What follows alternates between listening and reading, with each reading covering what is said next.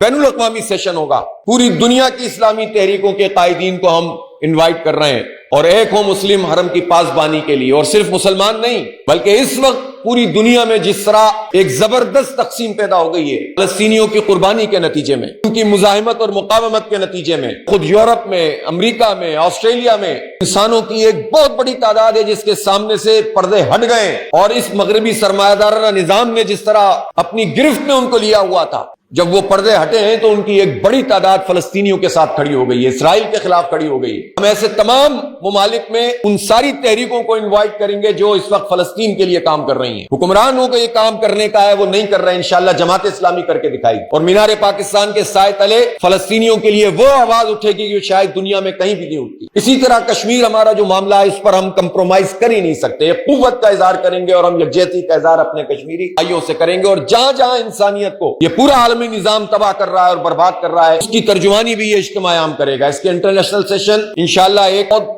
بڑا میسج دے گا پوری دنیا کے انسانوں کو، اور ہم اسلام کا وہ نقطہ نظر کہ جو اصل ہے وہ پیش کریں گے لوگوں کے سامنے کہ اسلام ہی اس دنیا کو اس ظالمانہ نظام سے نجات دلا سکتا ہے جس میں چند طاقتوں کی اجارہ داری ہے۔ تو یہ بحران جو نظاموں کا بحران ہے یہ صرف ہمارے پاکستان میں نہیں ہے، یہ عالمی سطح پر یہ بحران موجود ہے، اور دنیا کو ایک نئے عالمی نظام کی بھی ضرورت ہے جو اسلام کے اصولوں پر ہو، جو صرف مسلمانوں کو ایڈریس نہیں کرے گا بلکہ انسانیت کو ایڈریس کرے گا۔ ہم اس بات کو اس اجتماع کے ذریعے پوری دنیا کے سامنے پیش کریں گے کہ اسلام کا نظام صرف مسلمانوں کے لیے نہیں ہوتا، انسانیت کے لیے ہوتا ہے۔ سب کی بھلائی اور سب کا جو ہے فائدہ اس نظام کے تحت زندگی گزارنے میں انسانوں پر سے انسانوں کی اجارہ داری کا سسٹم ختم ہونا چاہیے۔